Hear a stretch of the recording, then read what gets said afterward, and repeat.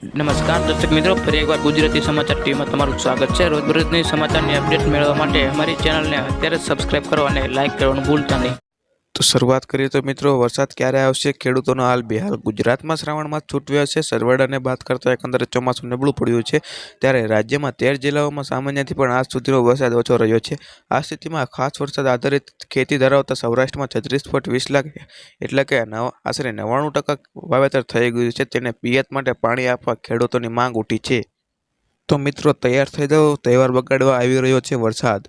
અરબી સમુદ્રમાં cyclonic circular બની રહ્યું છે, જેના અસરથી ગુજરાતમાં ફરી વરસાદનું આગમન થઈ ગયું છે। ગુજરાતમાં આજે સૌરાષ્ટ્ર, દક્ષિણ ગુજરાતમાં હળવાથી મધ્યમ વરસાદ વરસી રહ્યા છે।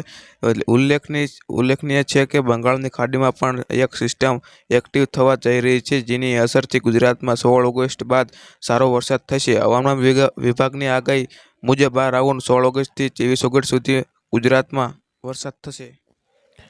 રાજ્યસભાના 3.90 લાખથી વધુ કિસાનો માટે આ રજીસ્ટ્રેશન કરવામાં આવ્યું છે। મુખ્યમંત્રીએ આ પ્રસંગે જણાવ્યું છે કે વડાપ્રધાન નરેન્દ્રભાઈ મોદી હંમેશા ખેડૂતો પડખે ઊભા રહ્યા છે। જગતના તાત અને સમૃદ્ધ કરતી કૃષિ કલ્યાણ યોજના તેમણે શરૂ કરાવી છે।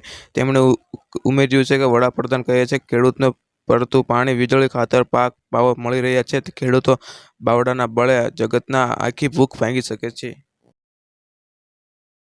દેશના કરોડો ખેડૂતો પીએમ કિસાન યોજનાનો લાભ લે છે। 20મા હપ્તા પછી 21મા હપ્તા રાહ જોઈ રહ્યા છે। તેમણે જણાવી દીધું કે 21મો હપ્તો ફક્ત ખેડૂતોના ખાતામાં જશે। ખેડૂતોને અત્યાર સુધીમાં કેવાયસી પૂર્ણ કર્યું છે, તેમને બાકી બધી માહિતી યોગ્ય રીતે નોંધાયેલી છે। જે ખેડૂતોને કેવાયસી કર્યું નથી અથવા જેમને દસ્તાવેજો મેળ ખાતા નથી, તેમણે હપ્તાની પૈસા રોકી શકાય છે।